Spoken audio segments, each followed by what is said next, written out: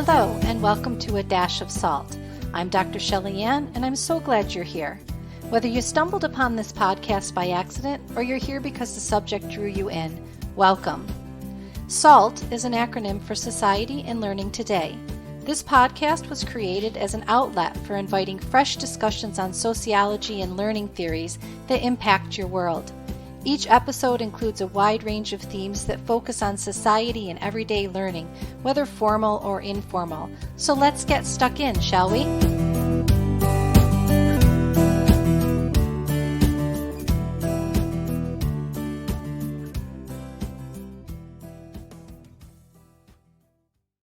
Welcome to A Dash of Salt. Today I'm joined by educator and author Kiran Gaind. Kiran is a former high school history teacher at Mission High School in San Francisco who decided to write a novel commemorating the life of one of her Black students. I'm really delighted to have you on the podcast, Kiran, today to talk to you about your upcoming book and the story behind that inspiration for finding my song in the Fillmore.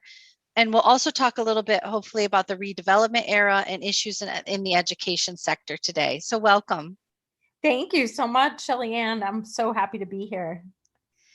So first, Kiran, tell us a little bit about yourself, your background, your own personal background, and your experiences as a school teacher in San Francisco. Yes. And yeah, the book is very based on some of my own experiences. And I taught for a total of 9 years, 9 years in public schools in San Francisco and for 1 year in Oakland.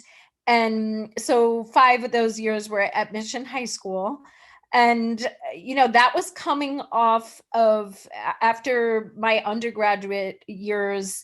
I, had started off in engineering and I kind of found my way into subjects I was very curious and passionate about related to political science, women's studies, race, all this, the hoopla that's going on right now about critical race theory. I mean, I was studying that back in the early 90s and LGBTQ and just kind of all the different areas of study related to marginalized groups in our country. We had a lot going on my college campus. I attended Cornell with different groups kind of protesting policies and decisions of the university. And it just led me down this path as I observed all of that to want to understand and to understand sort of what role I could play in helping to improve opportunities for different groups of people. And so, for a little while, I considered law and I worked in the legal field, took some law classes at Cornell and was, going pretty hard towards that path. But then after spending a couple years in the field and actually seeing what the field was like, I wanted to make a shift and I decided to go towards education because I felt that really with education, it's one of the few levers, I think, in our society where really once someone gets a good education, a whole new world can open up in terms of their opportunities and income. And it doesn't just affect their life, but their whole family's possibilities. And so, being a teacher, helping first and family students to get into college, I had been taught very well in my own high school and college educations the skills of writing and critical thinking and reading. And I wanted to pass that on. So that I became a history teacher. And, my first 3 years were in a more sort of academic high school that had been designed for students of color with a high credit requirement for graduation. So, a pretty moderate place to teach. And then after 3 years, I went to Mission, which was, a more sort of typical Title I comprehensive high school, lots of need that I hadn't really had to work with in my first 3 years. But we got a grant from the Gates Foundation to redesign the school when I started, which involved being able to invest in some really interesting reforms, like bringing in advisories and teaming up teachers and being much more innovative with the system level approach. So within like 3 years of getting that grant and starting that work, we were able to triple the number of our students getting into four-year colleges, which was amazing. Mm-hmm.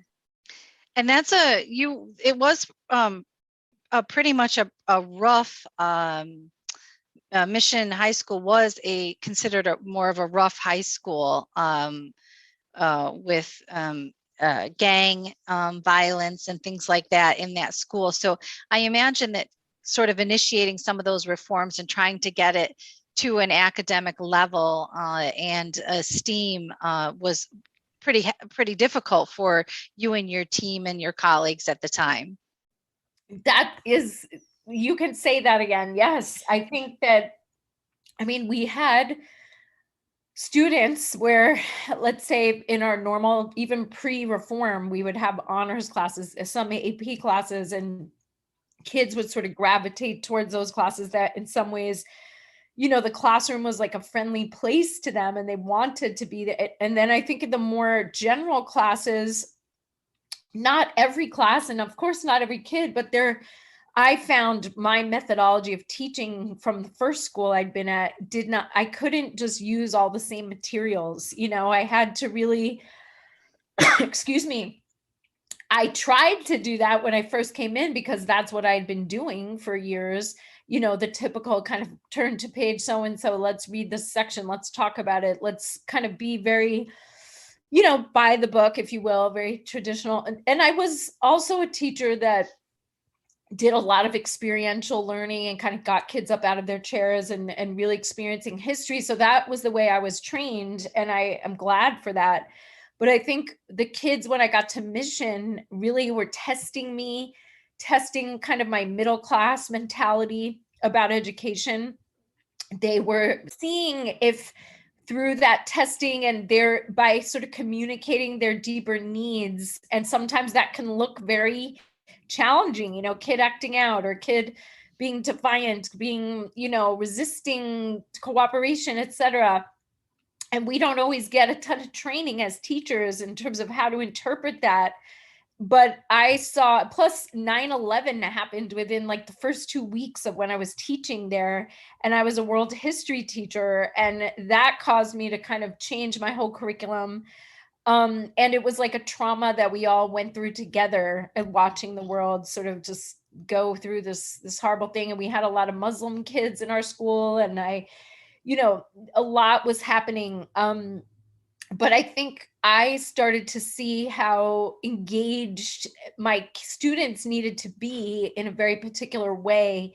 My first year was not, it was bumpy, but then by the second year, I started to really understand more and spend more time really bringing in the kinds of experiences where, like, for instance, I'd start off the year with an assignment where students would interview a family member about their life, and I had students from all over the world, lots of migration stories, lots of wars and revolutions, things like that. And so through that interview of that elder, we would kind of get some of the content of the class, and we would bring their stories into the room, and everyone would also bring in a dish from their culture, and we'd break bread. And so I tried to then work by like building relationship and including students' stories, including their cultures.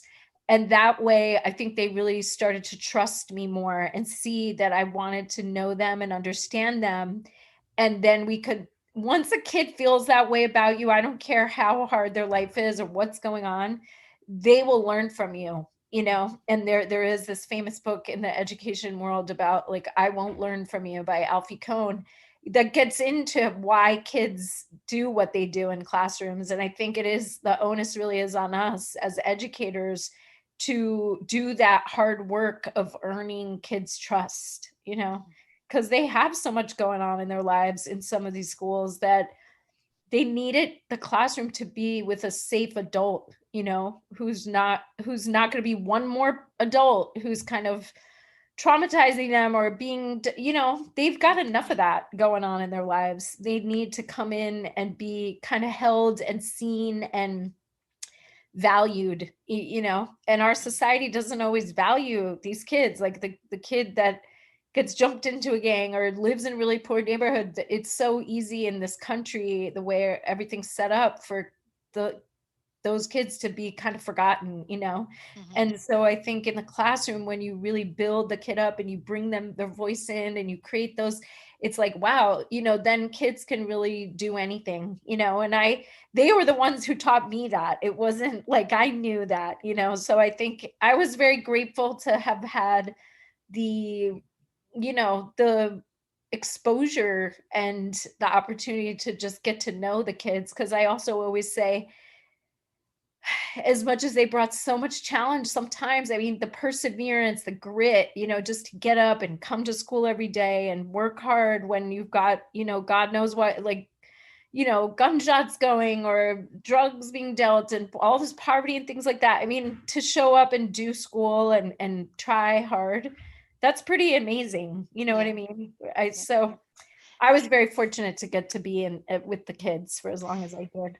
And you, I can't remember if we actually said this at the beginning, but you're sort of based in the Silicon Valley area, in California, and back in that sort of that heyday when internet and technology and all of that was really booming and started bringing in, as you said, a lot of international population there.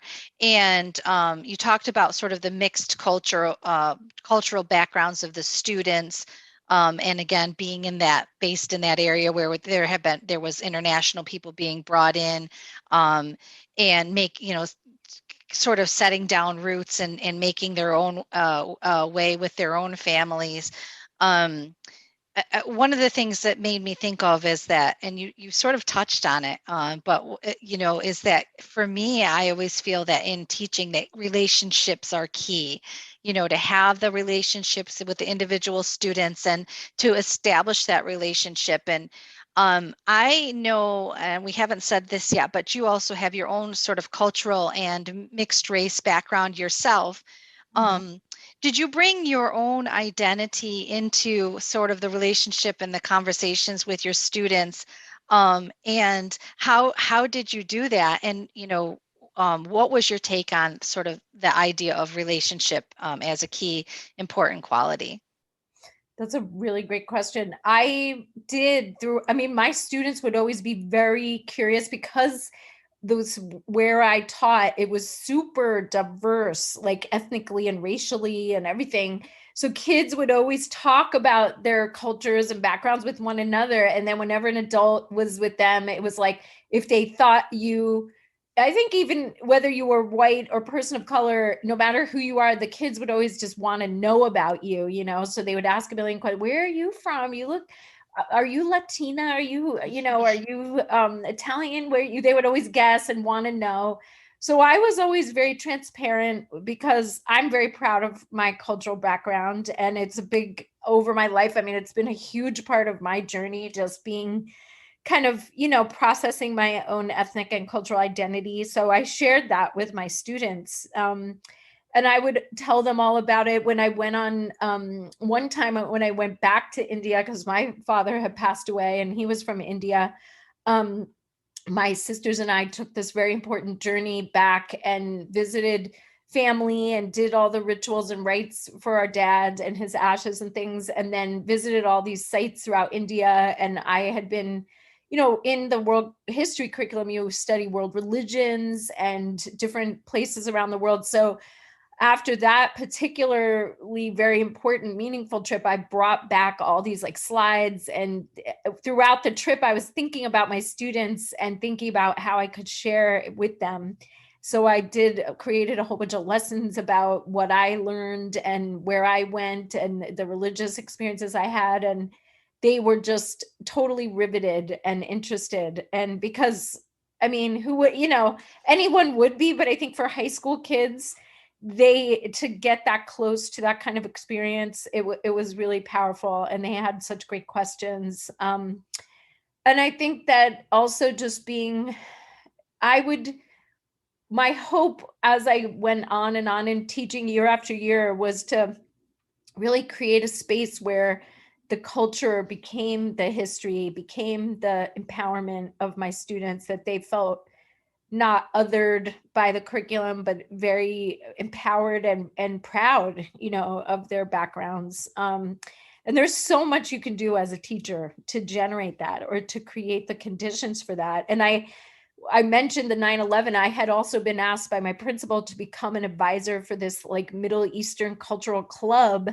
And throughout the years I was at Mission, because the kids were going through a lot that were Muslim background. They were getting harassed and all this interracial challenge. Like you'd have some of the other racial groups just saying epithet, all that challenge that was there because of what was happening in the greater society. So I was brought in as an advisor and to help figure out how we could create more understanding and harmony. And so I helped create a space where the Middle Eastern kids, they were from all over the world, right? We probably shouldn't have called it the Middle Eastern Club, because it was like kids from, from anywhere from Yemen to India to Pakistan to, even American Muslim, Black Muslim kids. It was a huge diversity of kids, but what they had in common was they were Muslim. And it was so important to them. Like during Ramadan, the kids in the club, it was their idea. They developed a workshop. So they're fasting, that's hard for a kid in high school, 30 days. They were so generous with their culture, because they then developed this workshop where they would go classroom to classroom teaching all the kids of all the other cultures and races about Ramadan. Most of the kids in the school didn't know anything about it, but they could see that things in their religion, whether it was Lent or whatever other thing that was related, it wasn't that different, and it made them, the fact that the kids were fasting, it really got the kids' attention, the other kids' attention, it got their respect.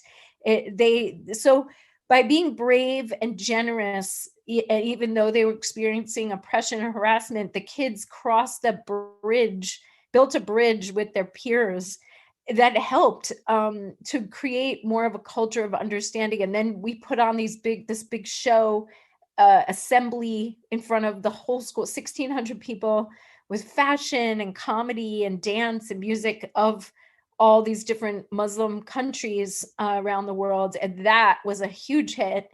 So I think by the time we got through doing all of that kind of education, we really helped shift the dynamic in the school and get rid of a lot of that bias and kind of fear and hatred, and instead show we're just like all y'all. We like to dance, we like to dress up, we like to be with our families, we like to eat food, this is life, we're just like you. And it was pretty awesome to be part of that.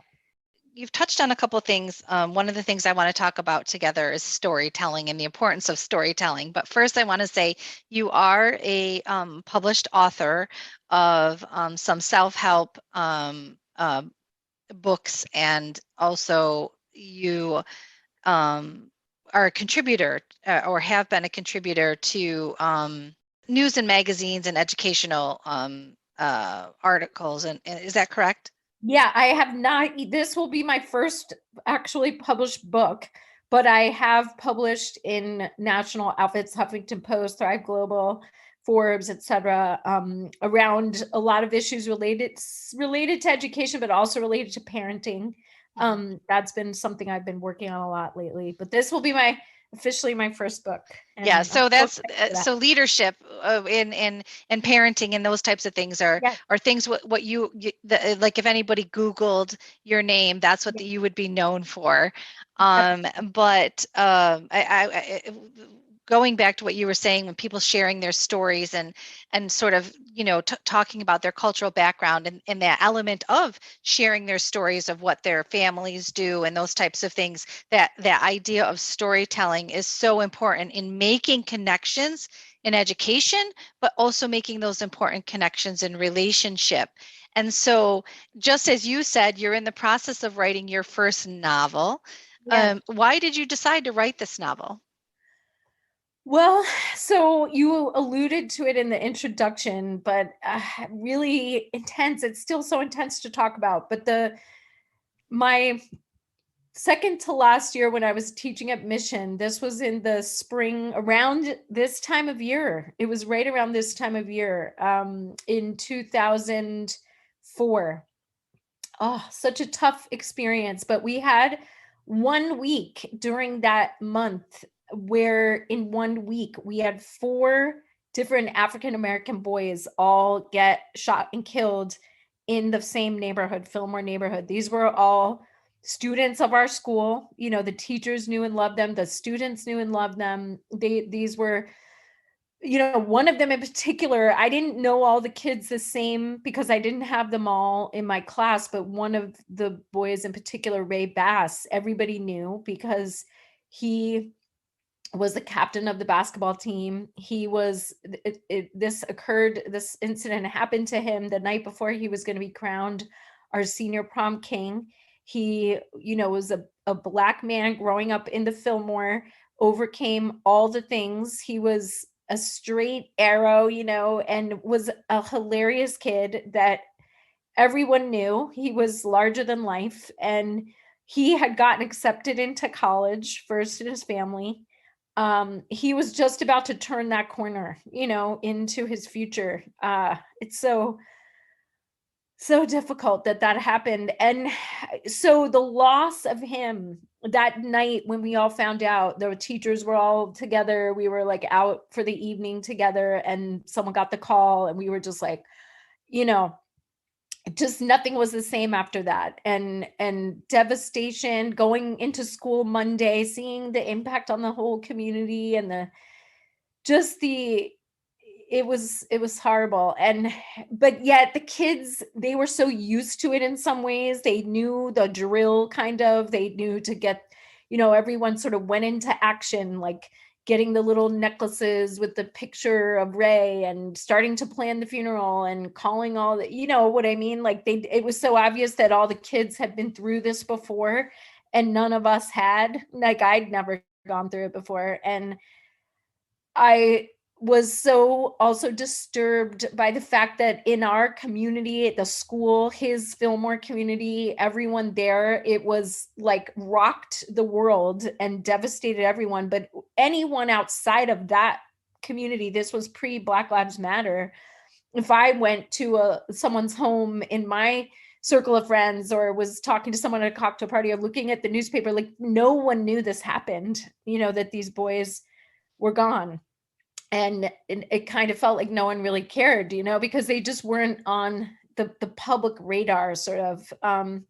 So that was a big thing to realize, and then to see over the years what's happened with all the other boys that you've seen in the news, men and women who've lost their lives, and then this movement forming. And you know, I was like, that spoke to me so deeply because of what I'd been through with this. And, you know, so when all of this occurred, I felt so deeply, you know, just was grieving and so disturbed, and also felt so kind of powerless. And, you know, because you just, no matter how much you're part of trying to do right, and his family and everyone he did right, you know, you can't control these other forces at play.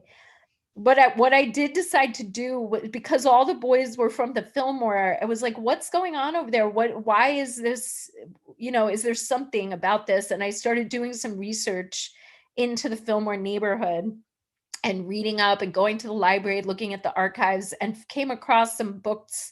This one book called The Harlem of the West, which is like a photo book about the jazz heyday period that the Fillmore went through it back in the 40s, 50s. So back at that time, you know, when you look at these photos, that particular part of San Francisco, it was like where all the hottest jazz artists were playing on the nightly. The, you know, the people in the community were just dressed to the nines, out, just totally elegant and glamorous, enjoying their culture and the fruits of the culture. And really beautiful, really kind of a high point. And then in the 60s, early 60s, this redevelopment movement started. And in the case of San Francisco, I look at it through the eyes of this grandmother character in the book, who's the boy, I call him Levon in the book, and the names have been changed.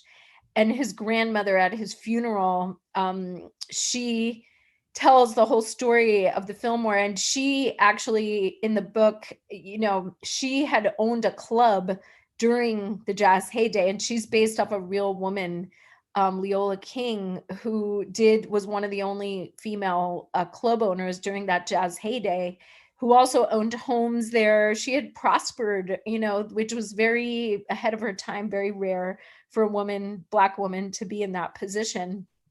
But when redevelopment happened, one day she goes to her mailbox and she just receives this notice from the redevelopment agency saying, "We have deemed this area blighted."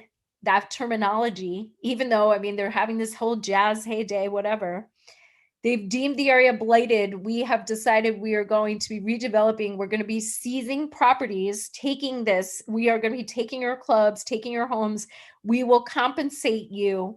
And it was kind of an FYI notice. So within, very quickly after that notice, they take over the properties by force, and she is left pretty much penniless. This real life woman waits her entire life for compensation, never gets any. She did. The real woman, Leola King, died in 2015 in her 90s. She had all her stuff kind of jammed into this little apartment in the Fillmore. Meanwhile, all projects go up and all these things kind of replace that. And of course, they redeveloped the beautiful Japantown, because there had also been residents of this area that went through internment and things like that. So it's a very complex kind of historical reality that I'm not saying I'm not trying to create an opinion. I just want to create a portrait of, through the eyes of that character, what she lost. And then for her to lose her grandson, who had been, her everything, her hope for the future. It's a pretty intense loss, and I want my readers to feel it, because I felt that, so in our culture at that time of history, we really weren't that aware of this, and we really weren't feeling these losses. And so I want that to be part of the story. And all of that to say that, it's not supposed to be a history book.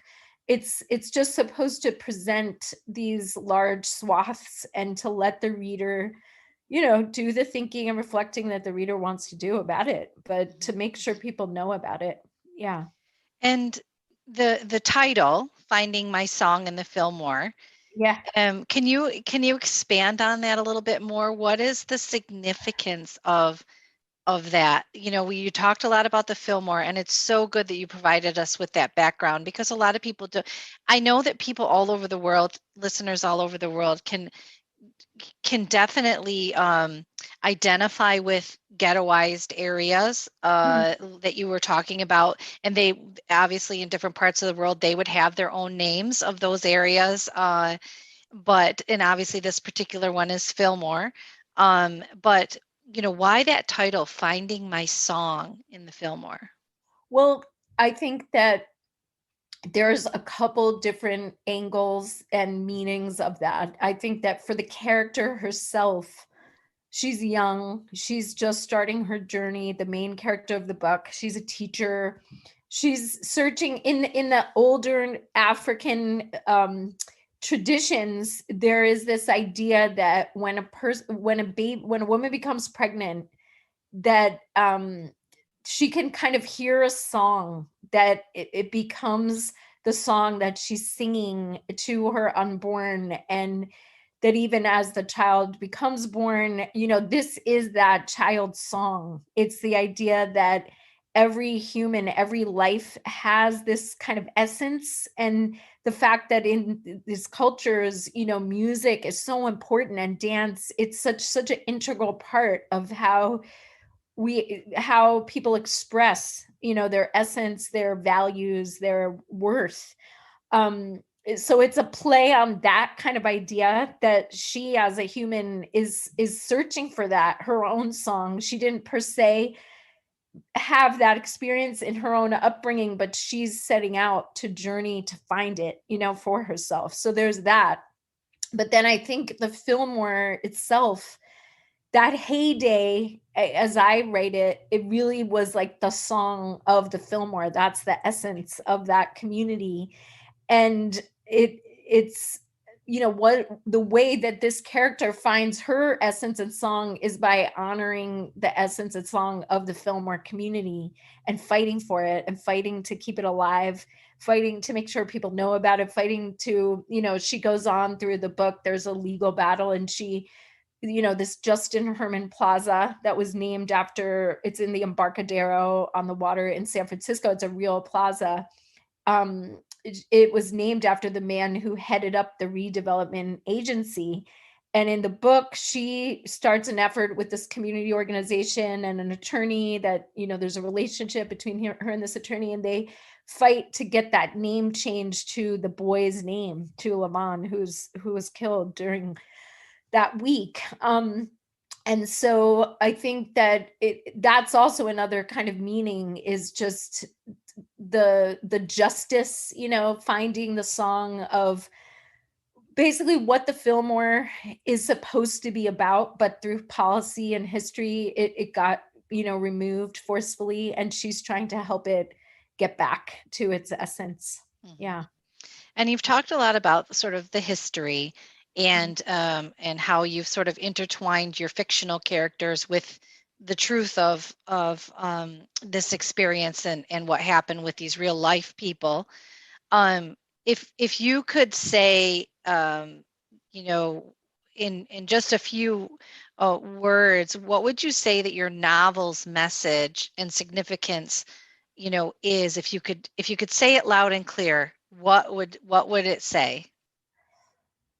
It's a book that is calling us as Americans to find our purpose through, through caring about and fighting for justice for those who maybe haven't always had the support or the success that they deserve, and that really all of us can play a part in that. And I'm hoping especially younger people who might be setting out and searching for their song, for their purpose, that this book will inspire them to, have a sense of meaning and purpose in their journey. And the main character, Karina, is a young teacher, wide-eyed, and not really knowing what experiences are coming her way, except for maybe her own experiences, which would look very different than the experiences of the students that she was teaching in that area, even as a Black woman, because she has has had that ability to experience education, higher education. So it was even at a different income level than some of the people even in the Fillmore area, in that ghettoized area. What is it that she wants?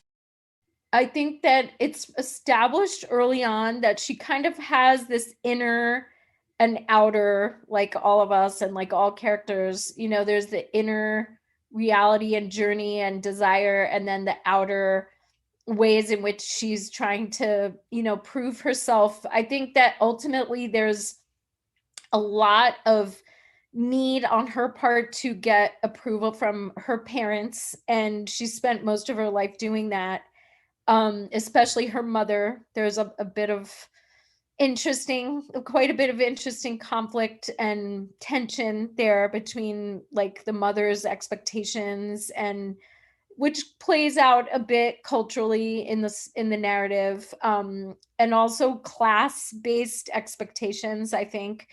And ultimately finding my song in the Fillmore is really about Karina being able to realize that she can't the song that she wants to find can't be her mother's, and it can't be her father's. It has to be her own.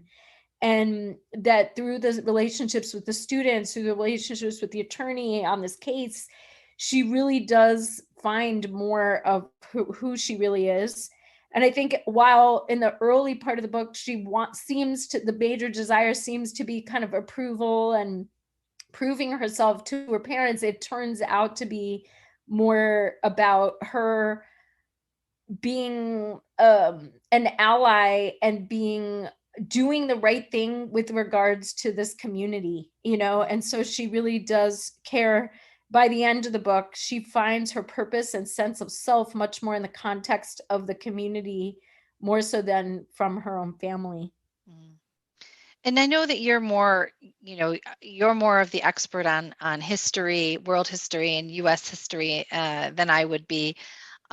So I guess my question would be why, why I understand from just what you've been telling me, that the redevelopment era, it was almost as if, the government and the powers that be, thought that redesigning and redeveloping a particular area, like the Fillmore, was going to be beneficial, and turns out it just continued to perpetuate some of those small problems, but actually even made them larger problems, but then also took away that rich history and culture that had originally been there.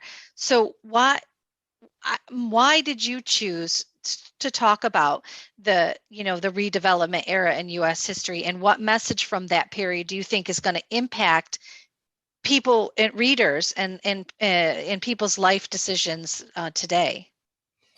Well, I think we've seen throughout this time, I mean, it's for decades and years in our country, obviously, that we've been dealing with the realities of like racial history and bias. And I think within the last couple of years, I mean, it's gotten so front and center with everything with George Floyd's murder and the Black Lives Matter movement, and then the publishing of books like How to Be an Anti-Racist, and sort of models and frameworks to look at, the ways in which these issues are just run so deep. There was that article that Ta-Nehisi Coates wrote in The Atlantic about the case for reparations, back before COVID hit, and before this was back in, I think, 2015. And again, I know these are very controversial issues, and I'm not trying to suggest take a political stance per se, but I think in my own journey of understanding American history, I didn't learn about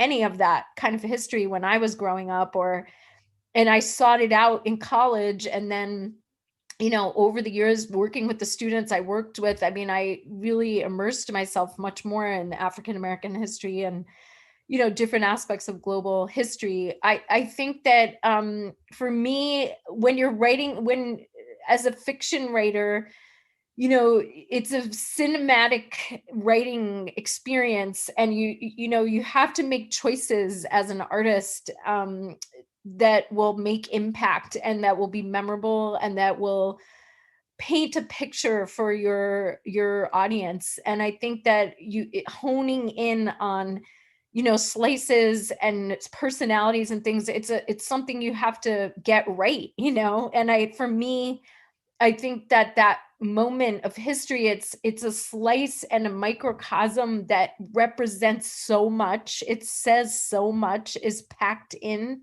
to that one micro, historical reality.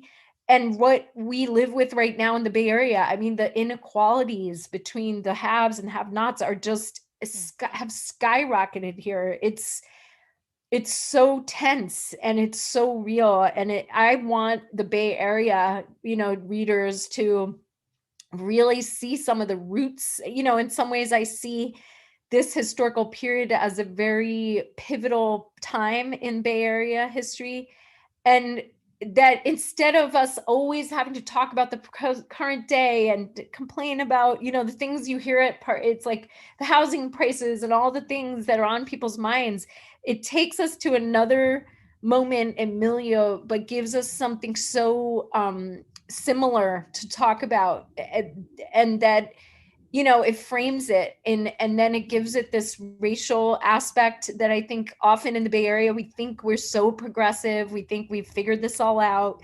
We've got this right. We're the left. But no, we haven't. It's like we even here, these things, we don't know that much about this stuff, So it's all of that. I don't know how I'm coming at this more as an artist than a historian in some ways, because this is a fictional work. And when you're coming at something as an artist, I think what you think about more than anything and what you're going for is like emotion and the punch. You want to stay with people. You want to you want to really move them, and so for me, all of that is why I chose this. Is I think it basically it takes something micro and says everything. That's how I feel about it. Yeah. Mhm. Yeah, and the smallest stories can make the biggest impact. That's You know, right. it draws attention to the importance of these stories that might otherwise get left behind, the experiences in the Fillmore and in that area, and in that era, where not everyone, would have that experience or that understanding of it. It draws attention to that, and I think that what you said there about it really, in this day when we are having such a bigger chasm between the haves and the have-nots, it just keeps getting bigger and bigger. We have to kind of go back to those moments and draw on those and learn from them, so that we can move on and so that we can do something different today in today's world. Yes. So when will your book be published? Well, it's still a work in progress, and I'm actually just scheduled recently a upcoming, very exciting in the fall, kind of a pitch experience that I'm going to be having. So right now I'm kind of editing, putting the finishing touches on the story. My goal and hope that all of what's scheduled down the pike goes smoothly, because it's publishing. It's a big, the agents and the publishing houses, just getting all of those ducks in a row, and taking those big risks. I think if all goes according to plan and well, I'm hoping that this book is going to be coming out within the first um part of 2023, and that's my goal. And I will keep in touch with you and Yeah. let you know how that's progressing. But that's right now kind of what I'm working towards as the pub date. And I should have a better, more specific timeline in the next few months. But yeah, it's a huge process, and it's something I've been working on the story for a really long time. So now it's kind of getting it ready to really bring it out there and birth it out there. Mhm. So I'm excited, and I hope Yeah. that it inspires a lot of people. Yeah. Yeah, definitely. And how can listeners stay in touch with you? What are some of your contacts and websites and things that people can stay up on you, and stay in contact with your progress in this, the finishing of this book? Yeah, there right now the two main places, and this will get more and bigger, the list will grow, but the two main places I've been spending time right now are on Instagram and LinkedIn. And so on both platforms, I can be found as Kiran Gaind author. And you can kind of, become a part of that community, like the pages, and then the regular posts that are coming out, you'll receive those and any updates about the book. And then as publishing gets closer, there will be more kind of a website presence and things like that. But for now, I've been sort of building the communities mostly through social. Yeah. Great. So as we get ready to say goodbye to each other, and goodbye to the listeners, I often like to ask my guests, if they have any final words of wisdom or a message that you want to leave the listeners with.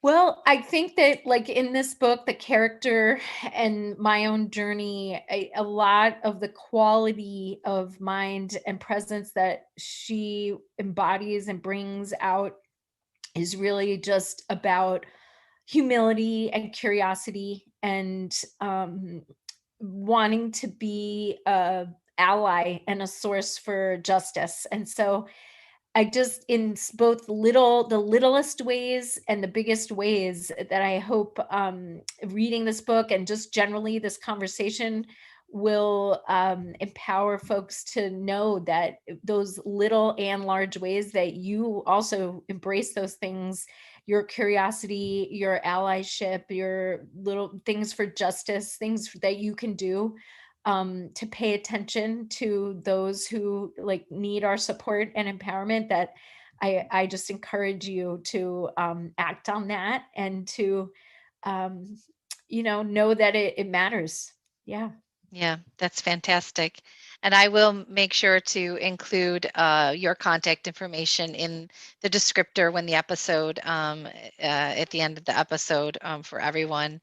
And Kiran, thank you I can't wait to read the book and to follow that journey. I'll also be following your journey. And I thank you so much for being a guest and for bringing to light, not only issues that were in the past and part of history, but are ongoing and continue to be issues in our society, and in our learning environments, in our communities. And I think you have an important story to tell.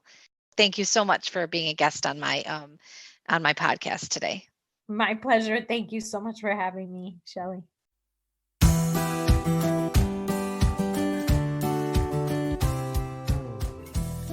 I hope that you've enjoyed this discussion on A Dash of Salt, a space where you'll always find fresh and current discussions on society and learning today, seasoned with just the right touch of experts in education and a dash of sociological imagination. Please be sure to like and share this episode, and don't forget to subscribe to A Dash of Salt on Podbean so that you don't miss the next episode. Thanks so much, and we'll chat again soon.